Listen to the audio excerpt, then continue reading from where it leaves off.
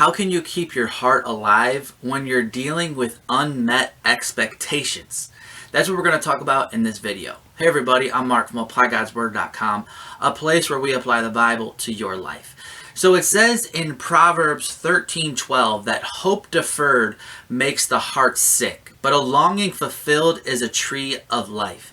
It also says in Proverbs 4:23 that we should guard our hearts above all else because it is the wellspring of life. And it seems like these two Bible verses kind of contradict in some terms, because it says hope deferred makes the heart sick.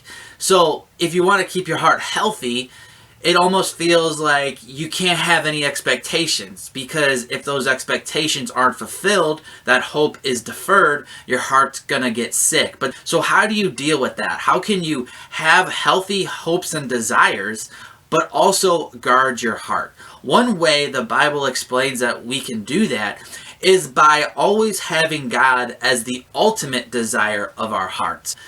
So when you elevate something, a desire that you have, over your desire for God, that's when you're going to start getting heartbroken and start becoming depressed when you have unmet expectations. One great example in the Bible of someone who had a desire that was not met, but who continued to serve God joyfully and faithfully, is King David. So King David wanted to build God a temple, but God actually told him, no, you're not the one to build this temple. So his son later on talks about this event in his father's life. So King Solomon was kind of recounting what happened to David in 1 Kings chapter 8, starting in verse 17 through verse 19. Here's what it says. It says, "My father David had it in his heart to build a temple for the name of the Lord, the God of Israel. But the Lord said to my father David, because it was in your heart to build a temple for my name, you did well to have this in your heart. Nevertheless, you are not the one to build the temple, but your son, who is your own flesh and blood. He is the one who will build the temple for my name." I love that verse because God is affirming that David's desire was good. Even though God said, no, like, I'm not going to fulfill that desire for you, it was good for you to have that desire in your heart. So it's right for us to have good desires, but we have to be able to handle when God says no. And so what did David do in response to this? David was not distraught. David did not throw a temper tantrum. David stayed so alive and healthy towards God, and he accepted God's word, and he basically said, okay. And so he prepared for his son to be able to build that temple. He got everything ready. He got the timber, he got all the metals, he arranged for all the work to be done that his son later then executed on. The reason David handled this unmet expectation so well was because David's ultimate desire wasn't to build a temple. His ultimate desire was to please God.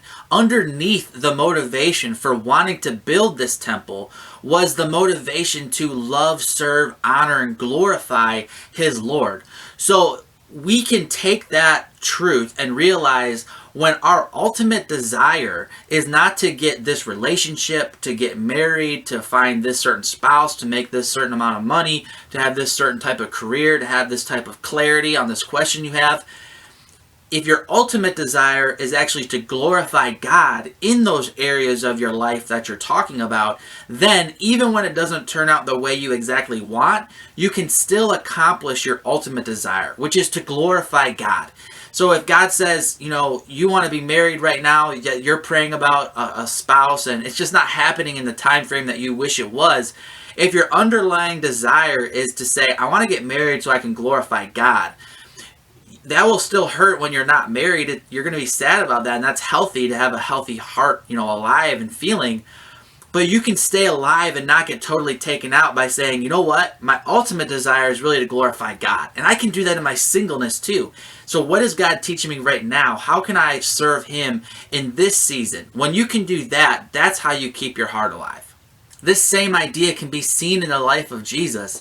Towards the end, when Jesus was on earth and nearing his crucifixion, Jesus prayed that this cup of suffering might pass from him, meaning that he might not have to die if it was somehow in God's will. But when Jesus prayed those things, he also said, "Not my will, but your will be done."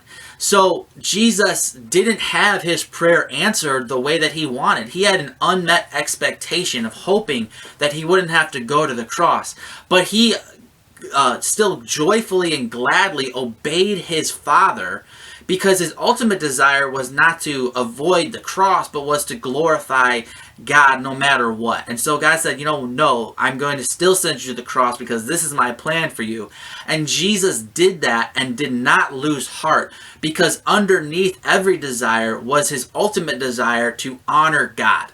So the way you can keep your heart alive with unmet expectations is to have your ultimate desire rooted in glorifying God. If you enjoyed this video, give us a thumbs up, leave us a comment in the comment section, and don't forget to hit that subscribe button if you haven't already. Well, thanks for watching, and God bless.